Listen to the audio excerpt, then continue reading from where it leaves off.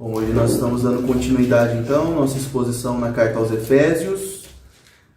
Lembrando que todos os nossos cultos, daqui em diante, nós continuaremos expondo versículo a versículo da carta aos Efésios até o fim dela. Ok? Então, nós já fizemos algumas exposições. E hoje nós vamos ver os versículos 9, 10, 11 e 12. Ok? Na última exposição nós entendemos algumas questões essenciais dentro do Evangelho. Como, por exemplo, nós vimos a redenção. A redenção, o apóstolo Paulo apresenta no versículo 6, a partir do próprio verso 3, vamos colocar dessa forma. Chegando lá no verso 7, ele já apresenta a redenção como algo singular. Nós vimos que a redenção apresentada na palavra de Deus, ela é totalmente diferente de qualquer outra redenção que nós possamos conhecer, né? Redenção é um tema muito comum dentro de jogos, filmes, séries, da cultura no geral. É algo comum, na verdade. É até interessante porque ontem, no fim da noite, eu e a Rebeca, nós estávamos vendo uma série e dentro dessa série de investigação tal, um policial fazendo ali um confronto com um possível suspeito, e ele era um diretor de cinema, e o cara questiona algumas coisas a respeito do crime, e o que me pegou foi a frase que ele falou assim, olha, o que você está me falando é muito bom, você daria um grande filme, todo mundo gosta de redenção, todo mundo gosta de assistir isso. Então redenção virou algo popular, né? Todo mundo gosta de assistir um filme onde o mocinho começa apanhando, ele não é alguém muito bom, no fim do filme ele está lá sendo o principal da história, o cara mais importante, então virou algo comum, né? Mas biblicamente o que nós vimos na última exposição é que a redenção bíblica é algo singular, ela é diferente de todas as outras, né? A redenção na palavra de Deus, ela mostra a libertação definitiva do povo. Ela não é um ato como nós enxergamos. O ato da redenção no nosso meio, no nosso cotidiano, é o homem, o ser humano, que praticava coisas ruins, que era mal ou que não era bom de alguma forma, e então ele muda suas atitudes para ser então redimido. Olha, agora é uma nova pessoa. Isso é o comum. Biblicamente, a redenção acontece com Cristo vindo de encontro àqueles que eram seus inimigos e salvando, libertando, tirando do reino das trevas.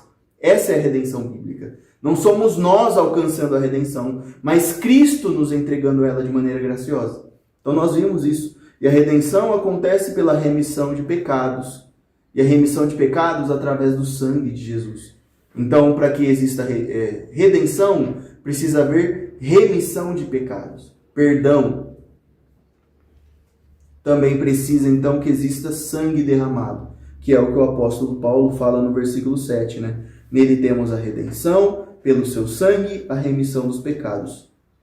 Então, nós vimos isso, aprofundamos um pouco. E também vimos que essa é a graça de Deus. E a graça que o apóstolo Paulo diz que foi abundantemente derramada em nós, em toda sabedoria e entendimento. Nós conhecemos, nós aprendemos, nós entendemos através da pregação do Evangelho o sacrifício de Cristo. Essa é a sabedoria e entendimento que foi derramada abundantemente sobre nós.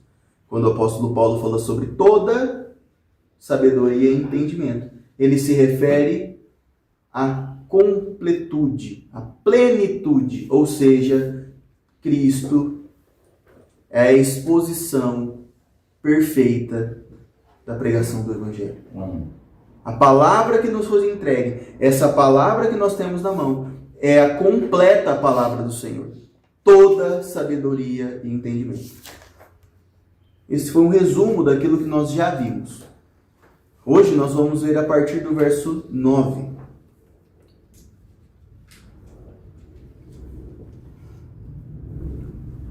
Eu vou ler na versão NAA. Peço que vocês acompanhem comigo, então, a partir do verso 9. Eu vou ler só o versículo 9, ok? Por enquanto. Diz assim: Ele nos revelou o mistério de sua vontade, segundo o seu propósito, que Ele apresentou em Cristo. No versículo 8, como eu acabei de dizer, nós vimos que o apóstolo Paulo estava se referindo à pregação do Evangelho, que ela é plena sabedoria e entendimento.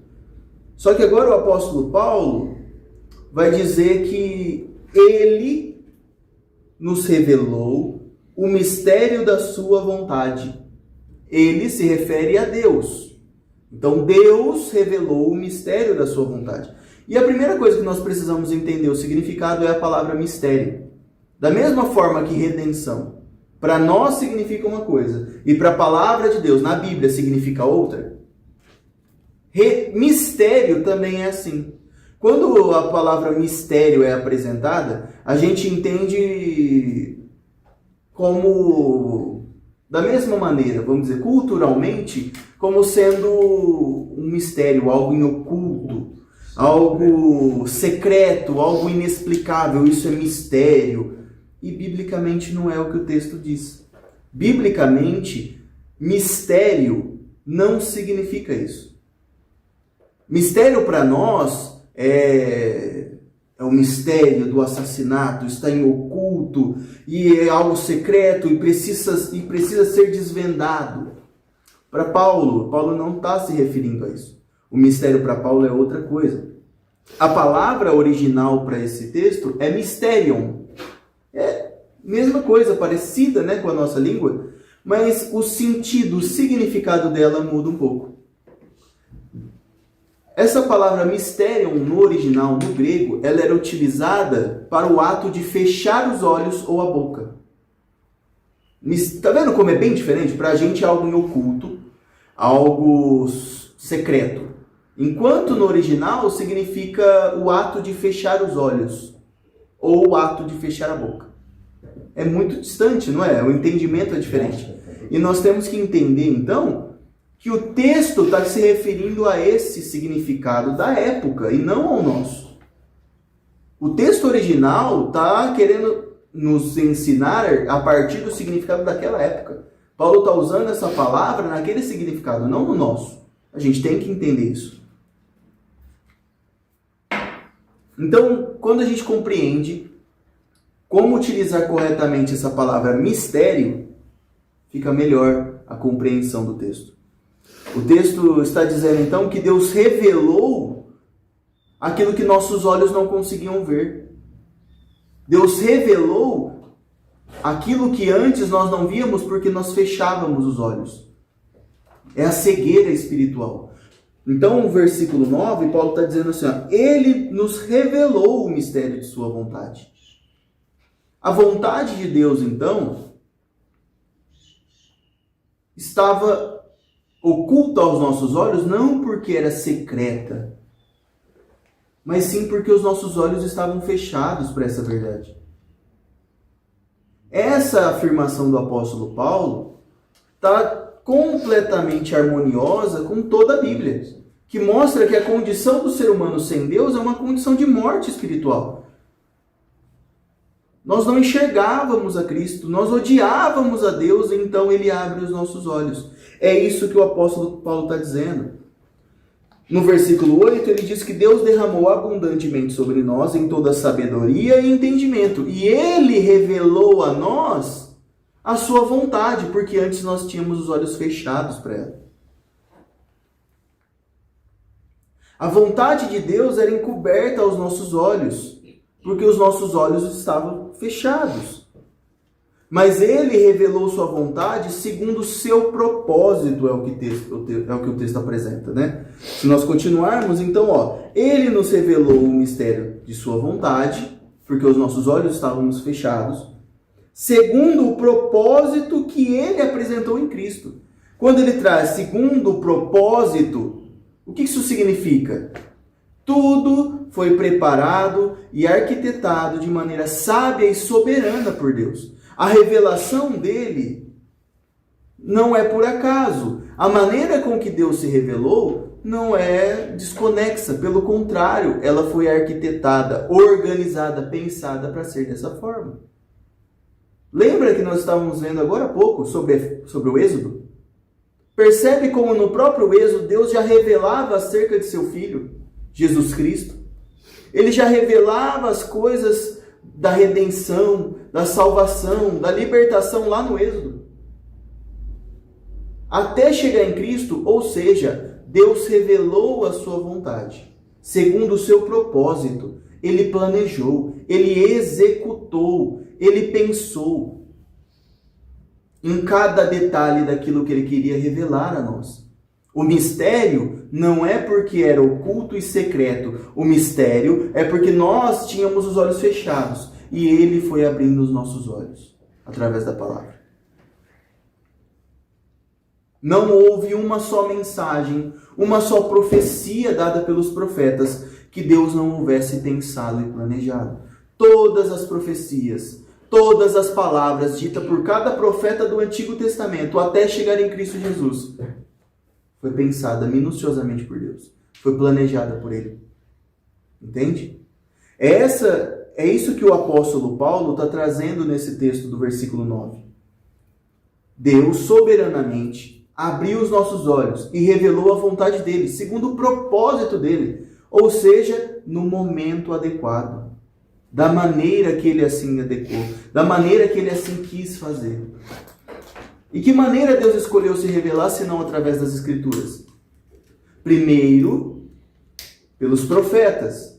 Hoje, definitivamente, por Cristo, através das Escrituras.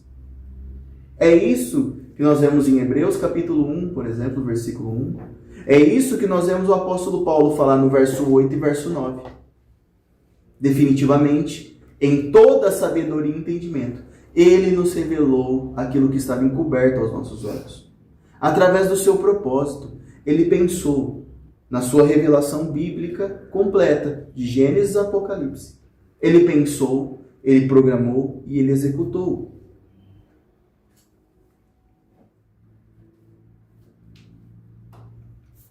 O que nos faz entender, então, que Deus fez todas essas coisas propositalmente. Assim como a redenção, a revelação da redenção também é proposital e intencional. E é interessante porque dentro da história da igreja e da história de Israel, principalmente até dentro da história da igreja primitiva, do começo da igreja, sempre existiu homens e mulheres que diziam conhecer os mistérios de Deus. Sempre.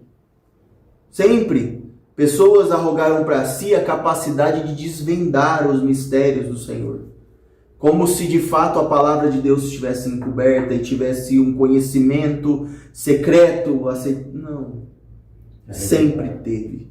Sempre houveram pessoas que diziam profetizar coisas ocultas, coisas que iam além do entendimento, coisas que acrescentavam, sempre. E se você parar um pouquinho para pensar, hoje não é diferente. É verdade. Paulo deixa muito claro que Deus se revelou exclusivamente e definitivamente através da pessoa de Jesus Cristo.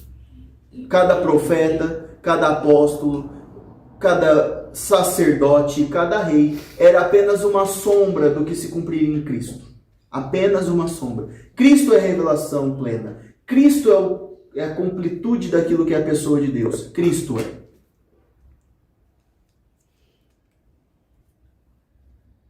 Então eu queria que você pensasse um pouquinho. Existe nos nossos dias aqueles que dizem que Deus deixou algo em oculto? Algo que precisa ainda ser revelado? Como existe?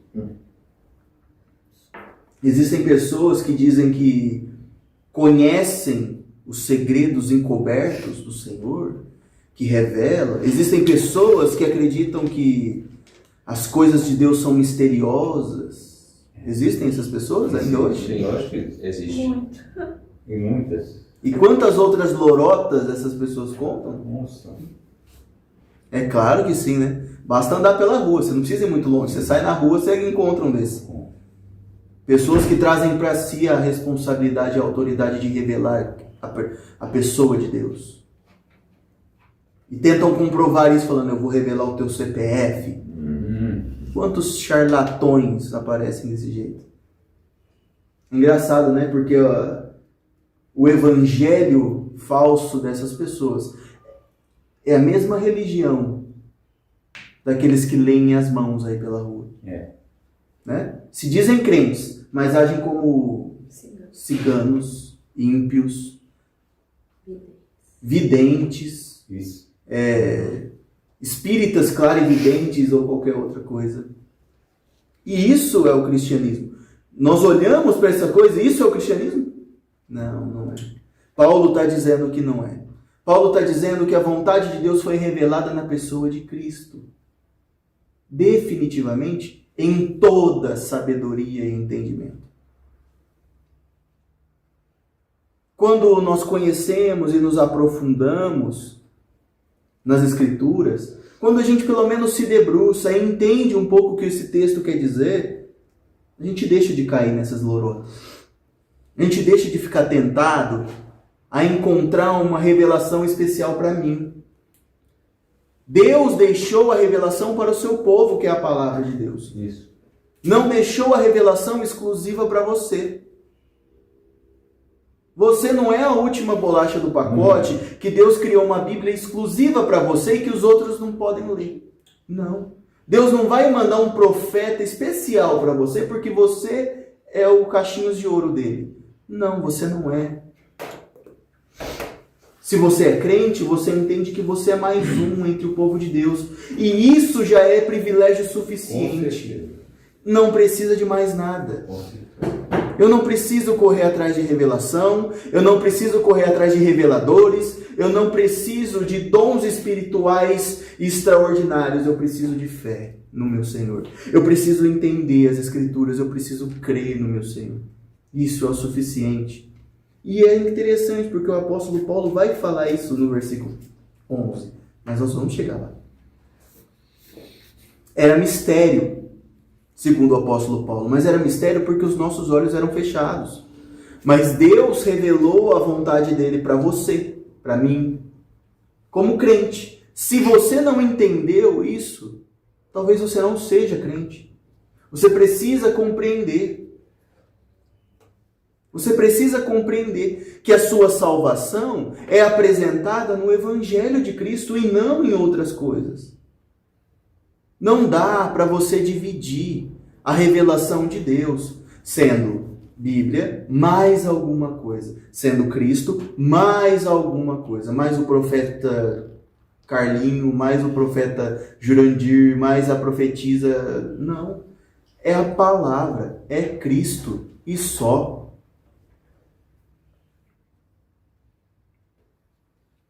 Tudo o que Deus fez foi revelar a sua vontade através de Cristo. Os nossos olhos eram fechados. E então ele abriu os nossos olhos da fé, para que nós víssemos quem? Cristo. Esse texto, então, também é sobre nós. Paulo está falando a respeito da igreja aos Efésios, da igreja dos Efésios e das igrejas ao redor da igreja dos Efésios, mas ele também fala a nosso respeito, então. É sobre nós, sobre a comunidade de Cristo, a igreja, o corpo do Senhor. Quando nós divergimos do que a palavra apresenta, quando nós saímos, escapamos dessa verdade, a nossa fé é automaticamente nula, inútil. Porque você tenta colocar junto do fundamento que é Cristo outras coisas. Você contamina. E o fundamento é exclusivamente Cristo. É exclusivamente o Evangelho de Cristo. Amém. Ponto.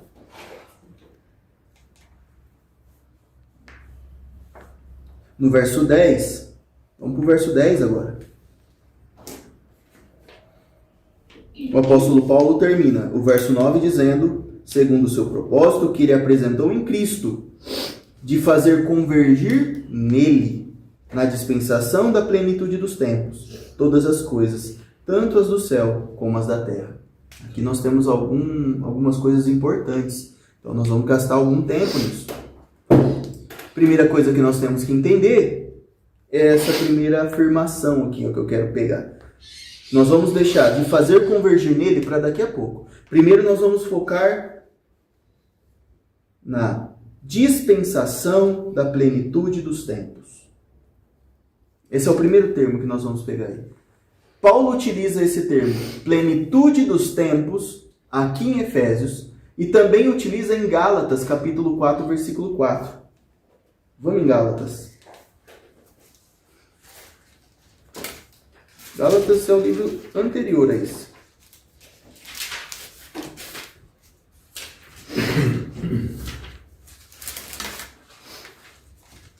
Gálatas o quê?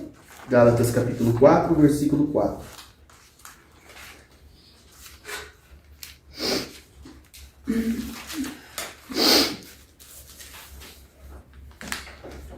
Eu vou ler a partir do 3 só para pegar um pouquinho do contexto. A partir do 3 diz assim: assim também nós, quando éramos menores, estávamos escravizados aos rudimentos do mundo. Então, escravizados. Mas, quando chegou a plenitude do tempo, Deus enviou o seu Filho, nascido de mulher, nascido sob a lei. Só até aqui. Percebe de novo Paulo utilizando plenitude do tempo, ou plenitude dos tempos. Por que Paulo está se importando com isso? Por que Paulo está utilizando esse mesmo termo em duas cartas diferentes? Vamos ver? A plenitude dos tempos, plenitude, é o ápice, o momento mais pleno de toda a história. Ok, mas como que isso funciona? Primeiro, a gente tem que entender uma coisa. Existem 3 povos mais relevantes no Novo Testamento. Os 3 nações, 3 povos que aparecem com mais frequência. Judeu, os romanos e os gregos. São os 3 povos que aparecem com mais frequência no Novo Testamento. Os judeus, Cristo é judeu. Toda a história do Antigo Testamento é sobre o povo judeu. Um povo que Deus separou para si, que Deus escolheu para revelar a sua nação. Então os judeus têm um foco maior. Nós também encontramos no Novo Testamento os romanos, como eu já disse. Os romanos eram o grande império da época. Era o poderio, era a potência militar desse momento aqui. Aparecendo o tempo todo nas narrativas do Novo Testamento e de Atos, principalmente. Os romanos aparecem o tempo todo. E os romanos são tão importantes na história inicial da igreja primitiva que tem uma carta de Paulo à igreja de Roma. Qual é a carta? Romanos. Né? Você viu? Complexo? Não, é simples, né? Então os romanos aparecem o tempo todo no Novo Testamento. O terceiro povo são os gregos. Os gregos eram os mais importantes pensadores daquela época. Eles tinham vamos dizer assim, a autoridade na filosofia, na sabedoria humana. Eles eram conhecidos por ser bons na oratória, no pensamento, na capacidade de criar pensamentos, de desenvolver pensamentos. E eles aparecem o tempo todo também. Tanto é que todo o Novo Testamento é escrito em grego koiné. Então percebe o quão é importante? A carta aos Efésios são para gregos. E assim por diante. Então os gregos também têm uma participação muito importante no Novo Testamento. Mas o que isso tem a ver com a plenitude dos tempos, né? Sabe o que tem a ver com a plenitude dos tempos? Olha como é interessante. Nós temos que pegar primeiro a parte histórica. O que isso quer dizer? Tempo reflete a história. Tempo. Período histórico. Primeira coisa. Antes de Jesus, em 331 a.C., começou o que é chamado de Império Grego, sendo comandado por uma figura importante, que acho que todo mundo já ouviu falar, Alexandre o Grande. Alexandre o Grande recebeu muita instrução e conhecimento, ele era capacitado, ele recebia aulas de pessoas importantes, então ele tinha muito conteúdo literário. Mas foi apresentado para ele também o livro de Daniel, do Antigo Testamento. Olha que interessante, no capítulo 8 de Daniel, Daniel profetiza que uma grande nação cairia, uma potência cairia. Quando Alexandre lê essa profecia, ele acredita que ele será o responsável por essa queda. Os gregos ainda não eram os mais importantes, antes de 331. Ele lê e ele diz assim, ok, essa nação grande cairá, essa nação fala a respeito de mim. Eu é que vou conquistar. Alexandre o Grande, um ímpio completo. Tá? Um ímpio, perverso, completo. Mas ele lê o texto e ele fala assim, sou eu que vou vencer. Essa profecia a respeito de mim, ela vai se concretizar através de mim. E então, isso de fato aconteceu. Isso que é o mais incrível. Alexandre o Grande, ele invade e vence. E começa a partir dali o domínio dos gregos. Ele vence a grande fortaleza. Ele de fato cumpre a palavra que estava em Daniel 8, mesmo sendo ímpio. Nessa época, o Antigo Testamento inteiro era em hebraico e aramaico, e nesse momento da história ele foi todo traduzido para o grego. Então, no momento em que os gregos criam o seu império, através de uma profecia que o Alexandre achou que era ele, através disso, a língua grega agora se torna a língua mais importante daquela região, e todo o Antigo Testamento é traduzido para o grego. E é por isso que nós temos tanta confiança no Antigo Testamento. Porque nós temos textos que conseguiram ser mantidos, que conseguiram ser preservados graças a esse momento da história. Deus soberanamente guia Alexandre, o ímpio, de maneira que agora o Império Grego se estabeleceu, e através do ímpio, Deus usa o ímpio para preservar a sua palavra, para que nós pudéssemos ter com segurança. Nós temos clareza dos livros do Antigo Testamento, porque nessa época aqui, a Bíblia do Antigo Testamento, o Antigo Testamento todo foi traduzido várias vezes. Interessante, né? Mas não para por aí. Porque aos 33 anos, Alexandre morre. Alexandre o Grande morre. E então Roma cresce e vira a nova potência. O povo grego distribuiu a sua língua, agora todos falavam a língua grega. Traduziu o Antigo Testamento, preservando o Antigo Testamento em várias traduções do grego, em várias cópias diferentes. E também agora o pensamento grego sobre o Deus transcendente, como uma figura de um Deus onipotente, agora estava na cabeça de todo mundo. Alexandre o Grande morre e vem Roma. Roma se torna o grande império. Roma é o poderio militar mais incrível daquele momento da história. E então Roma, para poder dominar as outras nações e manter as outras nações sob domínio, ela cria estradas onde antes não havia. Roma é o responsável então por pavimentar caminhos, abrir espaço. E a Roma também mantinha soldados nesses caminhos, para que houvesse segurança onde o Império Romano dominasse. Sabe por que isso é importante? Porque é através dessas estradas de Roma, da segurança dessas estradas, que Jesus percorre todo o caminho para pregar o Evangelho entre uma cidade e outra. Se vocês verem o livro de Marcos, por exemplo, Jesus estava em Jericó. Depois Jesus vai para Jerusalém. E ele vai para Galileia. E ele vai. Todo esse caminho é feito através das estradas romanas. Roma, o grande império, pavimentou o caminho para a pregação do Evangelho. Eles possibilitaram que o Evangelho fosse a diversos lugares.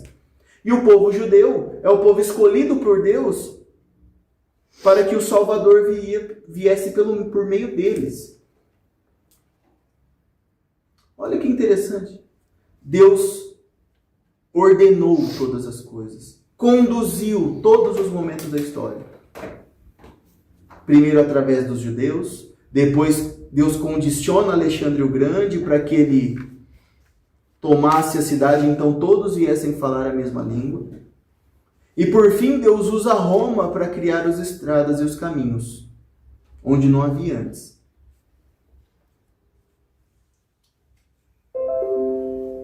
Deus envia Jesus no momento exato, onde o pensamento e a língua estavam preparadas, todos falavam a mesma língua. E ele manda os romanos para colocar estradas. que é através dessas estradas que o evangelho foi pregado. É através dessas estradas que Paulo vai por todos os caminhos, que ele viaja, faz suas viagens missionárias. É através dessas estradas que Cristo ia às cidades pregando o evangelho. É através dessas estradas que Cristo foi até Jerusalém e morreu lá, na cruz. O Alexandre o Grande, na verdade, era só um pequeno peão na história de Deus. O poderoso Império Romano só foi um instrumento para a expansão do Evangelho. Então Deus condicionou desde a eternidade, mas agora olhando, a partir do ano 300, antes de Cristo, ele condiciona Alexandre. Depois ele condiciona o Império Romano.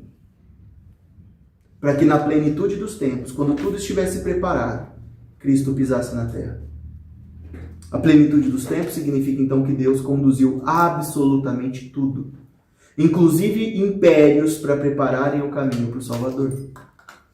Também significa que foi o ápice da história. O momento em que Cristo coloca os pés nessa terra é o ápice da humanidade. Nada mais se compara a isso. Quando Paulo então se refere à plenitude dos tempos, ele se refere ao momento histórico. Momento histórico. Deus conduziu a história para aquele momento. Deus pegou a história, trouxe e falou, é aqui, ó. Esse é o momento. E então Cristo pisa, e ali é o ponto ápice da história da humanidade. Ali é o ponto mais alto. Nada se compara a isso. É o dia em que Deus pisou na terra. Ele encarnou. Dali em diante, a terra nunca mais foi a mesma. Glória. Nunca mais foi. Essa é a plenitude dos tempos. Então, voltando para o nosso texto de Efésios, o que nós temos que entender? Ele revelou o mistério de sua vontade, porque antes nós éramos cegos. Ele então abriu os nossos olhos no momento oportuno, segundo a sua própria vontade, da maneira que ele planejou fazer. E ele fez isso através de Cristo, de fazer convergir nele na dispensação da plenitude dos tempos, ou seja, no ápice da humanidade, no momento em que Deus preparou a história para receber o seu Filho. Essa é a palavra de Deus. Esse é Deus agindo. E aí a gente tem que trazer um pouco para nós, porque é muito grandioso, né? É grandioso, então a gente olha aquilo, parece de baixo e fala, meu Deus, que tamanha obra é essa? O que é isso? É Deus conduzindo séculos, como se fossem uma pecinha de tabuleiro. São séculos. De Alexandre até Jesus, são pelo menos 3 séculos. 300 anos. E Deus está conduzindo a história. E nós estamos falando só desse período, nós estamos nem lidando com o Antigo Testamento. É muito grandioso, então nós olhamos para isso, meu Deus, o que eu sou perto disso? Eu não sou nada, eu sou minúsculo, eu sou um grão de areia. Que poder é esse? Mas é o que a gente tem que fazer. A gente tem que trazer um pouco para nós e entender como isso trabalha o nosso coração. A grandiosidade da obra de Deus precisa reconfortar o seu coração. Ela precisa trazer conforto. Deus agiu no momento exato em que Ele planejou agir. Tudo foi preparado por Ele. Nada, absolutamente nada foi feito sem que Ele assim determinasse. Da mesma forma que Deus age com providência na história, Deus também age com providência na sua vida e na minha vida. Deus, Ele age no momento apropriado, no momento que lhe convém, no momento certo. Ele prepara os momentos, Ele prepara as coisas para que o nome dele seja glorificado. E não é diferente. Assim como Ele fez dentro da história, conduzindo todas as coisas para a plenitude dos tempos, que é a presença de Cristo entre os homens, da mesma forma, Ele prepara a providência para a nossa vida no momento oportuno, no momento exato. Ele preparou tudo, Ele conduziu cada um de nós aqui. Ele te conduziu a esse momento. Ele te conduziu aqui hoje. Ele me conduziu a isso. Ele determinou o dia e ele determinou o momento exato da sua conversão. Mas ele também determinou o momento exato da provisão dele na sua vida. Da providência dele. Da salvação e de todas as outras coisas. Deus não se atrasou para enviar Cristo. Você acha que ele se atrasaria para enviar o sustento para a sua vida? O sustento para a sua casa? Você acha que ele atrasaria para te enviar graça, para suportar os momentos de tristeza, de aflição? Não, ele é o Senhor do tempo. Ele é o Senhor da história. Ele comanda todas as coisas. Alexandre o Grande se ajoelha diante de Deus. Amém. O grande Império Romano de Marco Aurélio, de outros imperadores, de César, não podem resistir ao poder de Deus. Agora você acha que ele se atrasaria em enviar a providência? Em enviar o sustento? Em te enviar a graça para suportar a ansiedade do dia a dia, a dor, a angústia, os momentos de perda, não importa o que seja, você acha que ele atrasaria para isso? Percebe como a grandiosidade da obra de Deus vem e confronta o nosso coração e conforta o nosso coração?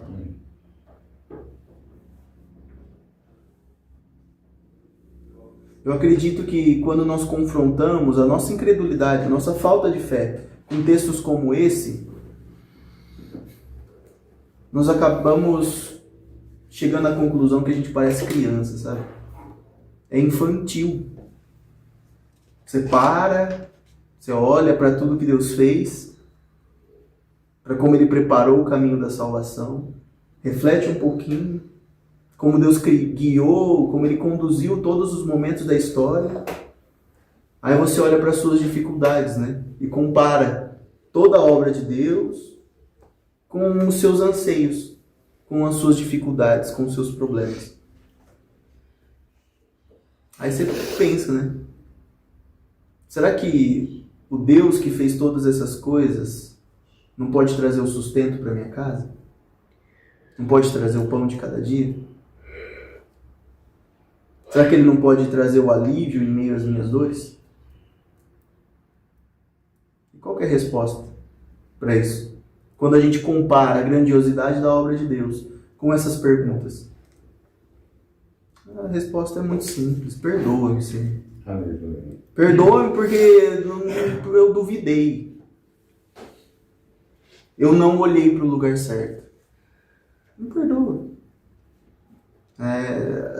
A solução é muito simples. Eu olhar para Deus e falar: Senhor, me desculpa, eu fui tolo.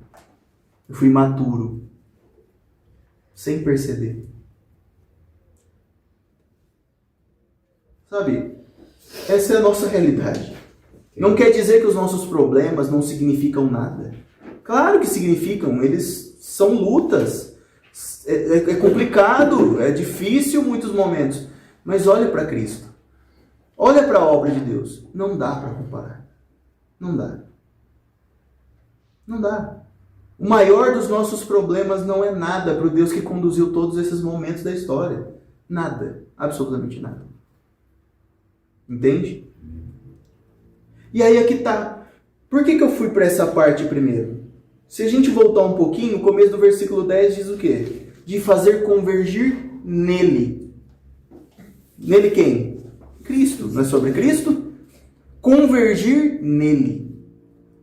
Fazer convergir. Então Deus fez convergir. É um ato de Deus soberano. Ele move. Ele fez convergir nele. Na plenitude dos tempos. A gente já viu parte dessa explicação. Percebe como todo mundo girou em torno, convergiu em torno da pessoa de Cristo para que ele viesse?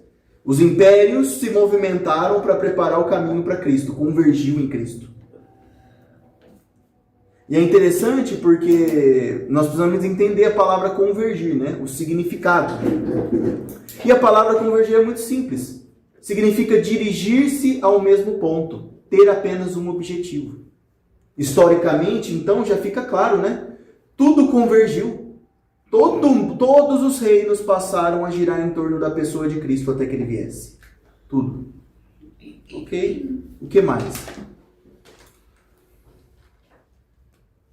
Paulo ele quer nos ensinar a respeito também internamente como igreja, como corpo de Cristo, que antes de Cristo todas as coisas estavam em desordem. Não havia objetivo, não havia um ponto fixo, cada um ia para um canto, era um problema, era uma desordem, era caos completo. Quando Deus prepara todas as coisas e Cristo vem, tudo foi reconduzido à ordem. Inclusive a sua vida, inclusive a minha vida. Assim como Deus trabalhou no meio de toda a história, entre todos os povos e exércitos, fazendo que tudo convergisse em Cristo, assim também é conosco. Antes, nossos olhos eram fechados. A nossa vida era um completo caos. Não havia salvação para nós. Não havia sustento. Não havia objetivo. Nós éramos perdidos. Mas então, Deus revelou em Cristo a sua vontade. Abriu, tirou as escamas dos nossos olhos. E agora? Fez a nossa vida convergir nele. E agora tudo que nós fazemos gira em torno da pessoa de Cristo. Nós não fazemos mais nada longe dele. Nós não fazemos mais nada distante de Jesus. Nós dependemos dele. A nossa vida foi colocada em ordem. Mas vai um pouco além disso também. Porque o próprio apóstolo Paulo está conduzindo todos esses versículos para mostrar como que tudo convergiu nele, em Cristo Jesus. Quer ver? Versículo 1. Paulo diz que é por meio de Jesus que ele é apóstolo, mensageiro do Evangelho. Olha lá, ó. Paulo, apóstolo de Cristo Jesus, pela vontade de Deus. Ele foi feito apóstolo, mensageiro do Evangelho de Jesus. Ok? Versículo, na parte B do versículo, na segunda parte, vai dizer assim, ó. Aos santos que vivem em Éfeso e são fiéis em Cristo Jesus. A igreja é constituída de fiéis a Cristo e em Cristo. Então, Paulo é apóstolo por meio de Cristo. A igreja é fiel a Cristo. Versículo 2. Que a graça e a paz de Deus, nosso Pai, e do Senhor Jesus Cristo estejam com vocês. Através de Cristo somos ligados ao Pai e temos paz, graça e paz. Cristo aparece novamente. Versículo 3. Bendito seja o Deus e Pai de nosso Senhor Jesus Cristo, que nos abençoou com todas as bênçãos espirituais nas regiões celestiais em Cristo. As bênçãos celestiais, as bênçãos eternas de Deus, chegam a nós através de Cristo Jesus. Versículo 4. Antes da fundação do mundo, Deus nos escolheu nele para sermos santos e irrepreensíveis diante dele em amor. Fomos eleitos para sermos santos e irrepreensíveis, adotados como filho, graças a Jesus Cristo. Versículo 6. Para louvor da glória de sua graça, que ele nos concedeu gratuitamente no amado.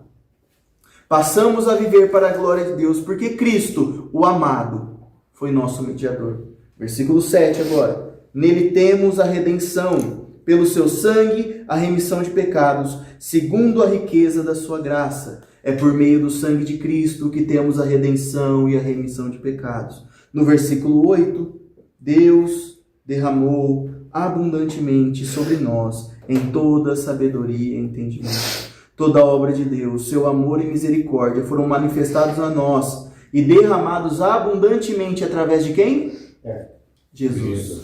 Versículo 9. Ele nos revelou o mistério da sua vontade, segundo o seu propósito, que ele apresentou em Cristo. Quem revelou a vontade de Deus quando nós tínhamos os olhos fechados? Você percebe que Paulo está descrevendo a salvação desde a eternidade. Deus escolheu, Deus conduziu, Deus fez tudo, Ele santificou, Deus, Jesus é o centro. Para dizer aqui no versículo que nós estamos agora, aqui no versículo 10, de convergir nele, na plenitude do tempo. Paulo está conduzindo tudo, a nossa salvação, a nossa vida, o plano da redenção convergiu na pessoa de Jesus. Jesus Cristo é quem fez tudo isso. Percebe? Tudo gira em torno de Jesus. Ainda no salmo que nós lemos hoje, no Salmo 72, fala do rei e do filho do rei. Mas tem um trecho específico do 9 ao 11 que ele vai descrever que todos os reis e impérios se submetem ao Senhor. Todos eles, sem exceção.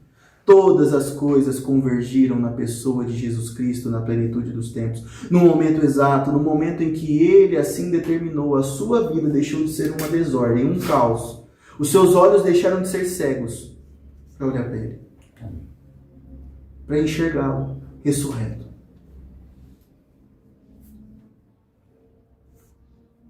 Para olhar para a história e falar assim, não acredito. Deus conduziu toda a história para que Cristo viesse. Isso vai além da minha capacidade de entender. Eu não consigo, é muito maior do que eu. Não dá. Mas é a questão, né? Tudo converge nele. Desde as coisas eternas do céu, a salvação e a eternidade, até as coisas desse mundo, como reinos, imperadores, políticos ou qualquer coisa que seja.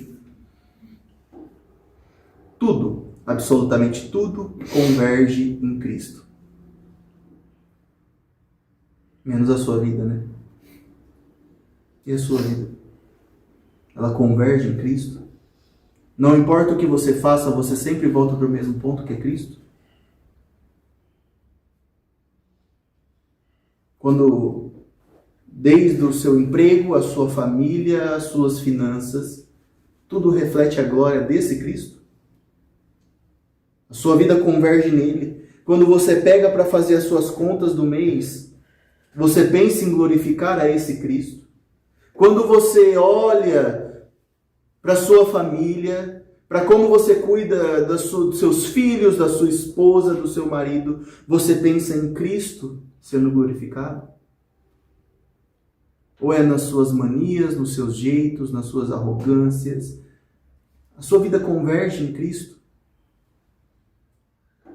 A vida do crente tem que convergir na pessoa de Cristo Jesus. Se você é salvo, transformado, a sua vida converge em torno da glória dele, de louvar o seu santo nome. Com a sua própria vida você se entrega. Ele te deu vida e agora você entrega ela em sacrifício a ele, para a glória dele. Se lembra da aplicação da aula de Êxodo de hoje? Aquele mar que abriu para a passagem do povo de Deus também foi o mesmo mar que engoliu os ímpios? A sua vida vai convergir para a glória de Cristo de um jeito ou de outro. Ela pode convergir para a glória de Cristo na sua salvação, mas ela pode convergir para a glória de Cristo na sua condenação. O nome dele será glorificado. O mesmo mar que se abre para a salvação de alguns, se abre para a condenação de muitos. A maioria. Entende? Amém. Todas as coisas convergiram na pessoa de Jesus Cristo. Então por que nós estamos aqui? Por que nós começamos esse projeto? Seria para ter um lugar legal para frequentar? Não. Seria então para a gente passar mais tempo junto, um tempo de qualidade? Não, não é para isso que a gente está aqui. Será que nós começamos por começar, porque a gente não tinha nada melhor para fazer, não tinha lugar melhor para ir, então a gente começou? Não. Não, não foi por isso. Segundo a palavra de Deus, essa é a natureza da igreja. Um povo que converge em torno dele, vive completamente para Cristo. Tudo gira para glorificá-lo, para exaltá-lo. Nós estamos aqui porque nós queremos pregar o Evangelho de Cristo e vivê-lo. uma vida piedosa diante do Senhor. É para isso. É para que a nossa vida, a nossa comunhão, as nossas famílias venham ter o mesmo objetivo, Cristo, e glorificar o nome dele e fazê-lo conhecido. É para isso. As lives, as gravações, elas não podem ter outra função que senão levar o nome de Cristo para todos. Não importa. Se alguma pessoa assistir essa gravação em algum momento lá na frente e vier a crer em Jesus, pronto, valeu tudo a pena. Toda a pena valeu. Com certeza. É isso que nós viemos fazer aqui. Glorificar ao Senhor, viver para a glória dele, convergir as nossas vidas em torno dele. Amém. Porque se não for assim, a nossa vida vai convergir em torno dele, mas para a condenação. E o nome dele será glorificado, enquanto nós estaremos condenados. Dedique a sua vida com intensidade, Cristo, com empenho. É nele que você encontra cada dia mais ordem para o caos da sua vida. É nele e somente em Cristo. Amém. Não espera as coisas acalmar para buscar o Senhor. Não espera tudo estar nos conformes para que então você vá até ele. Não, corra agora. Amém. Hoje. Corra na direção dele nesse momento. Amém. Sua vida tem que convergir em torno de Cristo agora. Não é amanhã. Amém. Não espere as coisas estarem da maneira certa, estarem tudo funcionando perfeitamente. Vá a Cristo em arrependimento hoje, agora. Amém. Corrija o que deve ser corrigido. Amém. Versículos 11 e 12 dizem assim: em Cristo fomos também feitos herança, predestinados segundo o propósito daquele que faz todas as coisas conforme o conselho da sua vontade, a fim de sermos para louvor da sua glória, nós, o que de antemão esperamos em Cristo. 3 palavras principais aqui: herança, soberania e louvor. Primeiramente, o texto diz que fomos feitos herança. Recebemos a herança do Senhor. Herança, geralmente, é aquilo que filhos recebem dos seus pais somente por serem filhos. Né? Geralmente é isso. É óbvio que também existem outros tipos de herança, mas a herança comum é que os filhos recebam de seus pais. E por quê? Qual é o mérito? Nenhum. Eles só nasceram deles. Eles são filhos, herdeiros. Então não há méritos. O filho herda aquilo que era de seu pai. A herança do crente nada mais é do que a vida eterna. Segundo o texto, também é Cristo que nos faz herdeiros. Então, o versículo 11, em Cristo fomos também feitos herdeiros, herança do Senhor. Agora nós podemos então desfrutar da vida eterna, de Cristo. Cristo é eterno. Ele é o Senhor da eternidade, Ele sempre existiu da eternidade, e através dele nós recebemos essa herança de vida eterna. A herança que era do Pai, agora chega até nós, porque Cristo nos salvou. Mas o texto continua. A segunda coisa que o texto diz é: aquele que faz todas as coisas conforme o conselho de sua vontade. A intenção do autor aqui, a intenção do apóstolo Paulo, é demonstrar que somente Deus faz as coisas segundo a sua própria vontade. Ele enfatiza aquele que faz todas as coisas conforme o conselho de sua vontade. Nós temos novamente um texto de predestinação em um ato soberano, porque é exatamente isso que o texto vai dizer. Olha, também feitos herança, predestinados segundo o propósito de quem? Daquele que faz todas as coisas conforme o conselho de sua vontade. Não há motivação externa para que Deus nos salve. Não vem de outro lugar, vem do próprio Deus. Ele, de si mesmo, do propósito dele, fazendo a sua própria vontade, decidiu dar vida para mortos. Decidiu pegar aqueles que eram inimigos e fazer deles filhos. de dentro dele, desde a eternidade, nos predestinou para herdar a vida eterna que havia nele. É isso que o texto está dizendo. Mas para quê? Qual a finalidade?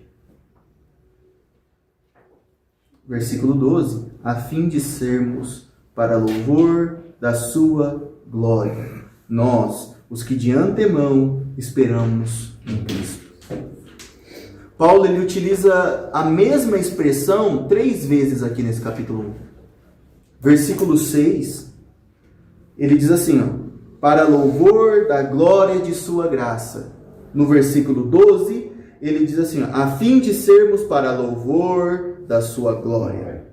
Versículo 14, ele diz, o Espírito é o penhor da nossa herança, até o resgate da sua propriedade, em louvor da sua glória. Ok, Paulo, já entendi que você quer dizer isso. Não precisa ficar repetindo. Precisa.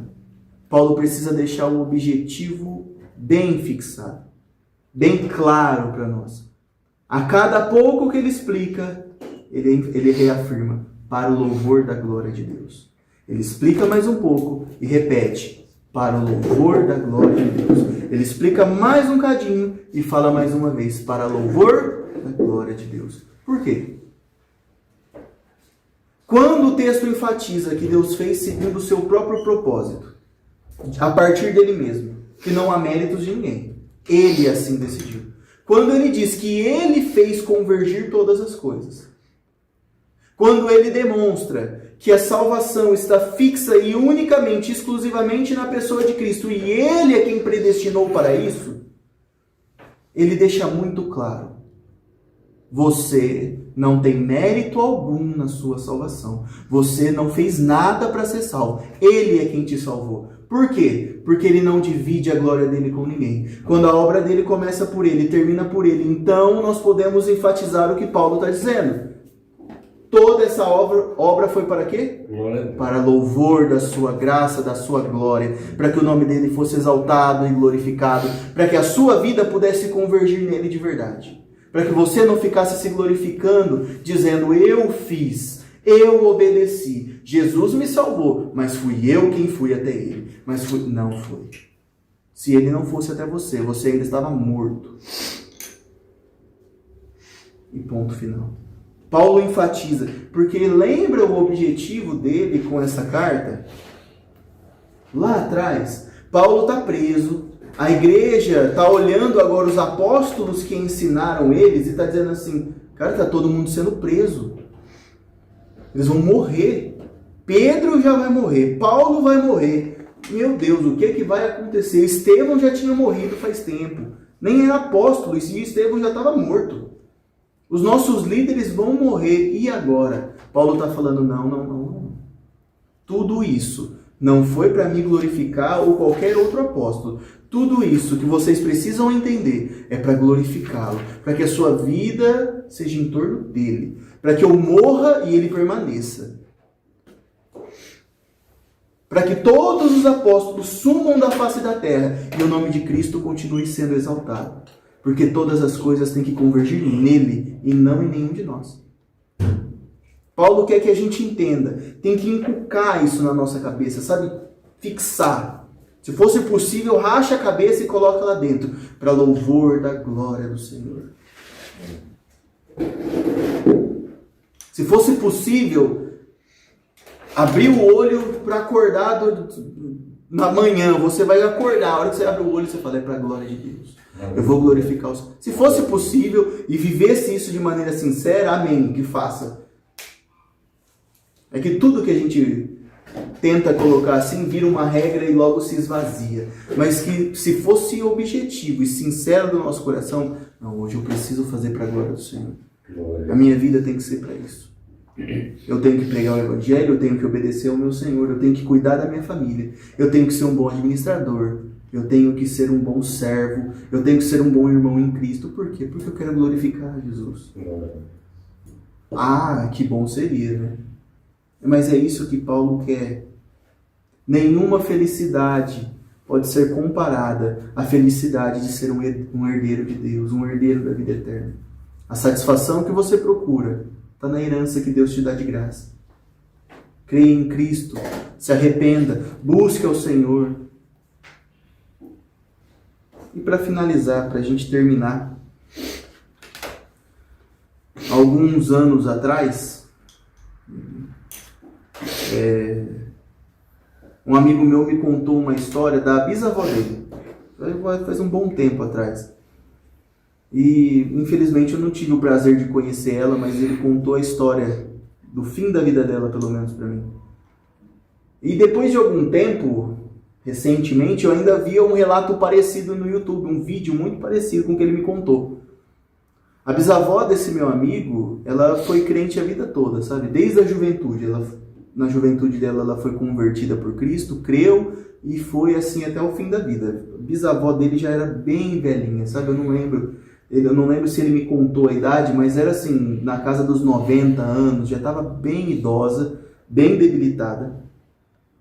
E nos últimos anos da vida dela, ela já bem idosa, ela desenvolveu Alzheimer. Ela foi acometida com Alzheimer e demência, né, que infelizmente é comum para quem já está no fim da vida. E cada dia o Alzheimer ficava pior. Até que chegou num ponto que ela já não lembrava mais de nada, de ninguém. Assim. Raramente ela lembrava um nome do passado, um nome de alguém que ela trabalhou. Era muito raro que ela se lembrasse disso, mas eram as únicas coisas que apareciam. A grande questão é que mesmo com a doença avançada, tinha um nome que ela nunca esquecia, que era Jesus. Era engraçado porque esse meu amigo, ele me contava, ele dizia, e assim, ele me contando essa história, ele disse que ela não lembrava de mais ninguém, mas quando alguém sentava do lado dela para ajudar a recordar, é muito comum, a família senta, sei lá, quem é aquele? Quem é aquele? E ela não sabia. Quem é fulano? Você conhece o fulano? Você conhece o ciclano? Você lembra do Beltrano? E do... Não lembrava de ninguém. Mas era engraçado, ele me contou isso, era engraçado que ele dizia que nessa conversa, quando alguém perguntava, e Jesus? A resposta era de bate-pronto, assim, Jesus é meu salvador. Jesus me salvou. E eu fiquei com aquilo na cabeça até hoje, isso não me sai da cabeça.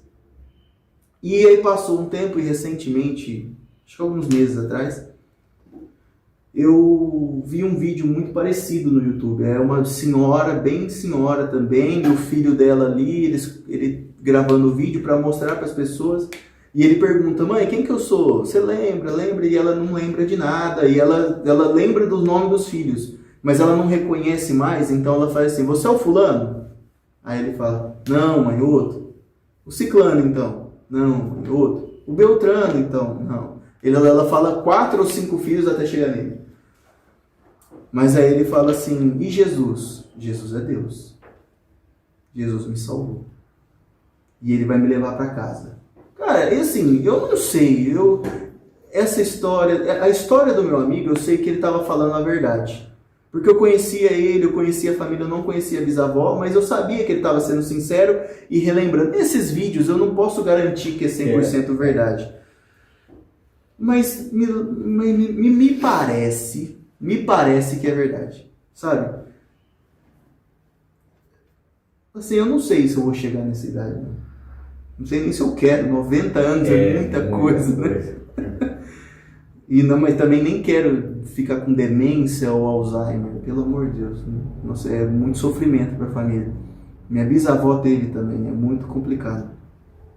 Mas eu tenho certeza que eu queria que o que eu vi hoje, que eu li nesse texto, ficasse gravado para sempre. Sabe? Que eu pudesse esquecer de tudo, menos de Jesus. Amém. Menos disso. Amém. Eu estava fazendo isso aqui, eu lembrei dessa história, eu falei, caramba, cara. Eu acho que é por isso que essas pessoas lembram. Porque tudo convergiu nele. Não importa, a vida delas passaram, tudo aconteceu, os filhos já se foram. Mas a vida continua convergindo em torno de Cristo. Sabe? Provavelmente, muitos outros crentes sofreram de Alzheimer e de outras doenças. Muitos outros. Talvez nem todos se lembrassem de Cristo, e não quer dizer que eles eram ímpios por isso. Não, eram doenças que os afligiram, isso Infelizmente, o ser humano passa por isso. Mas se eu pudesse escolher alguma coisa, chegar como idoso, tendo essa visão, essa lembrança. Cristo, Cristo, Cristo e somente Cristo. Nada mais. Eu posso esquecer de tudo, mas eu não me esqueça que Cristo é o meu Salvador. Amém. Que Cristo é o centro. Amém. E que a minha vida tem que convergir nele, custe o que custar. Amém. Mesmo que custe a minha memória, a minha sanidade, mas que a minha vida continue convergindo em Cristo. Amém. Isso. Uma vida dedicada a não se esquecer de dobrar os joelhos e orar. Uma vida dedicada simplesmente a honrar a Deus. Eu acho que era isso que textos como esse têm que gerar no nosso coração. Amém?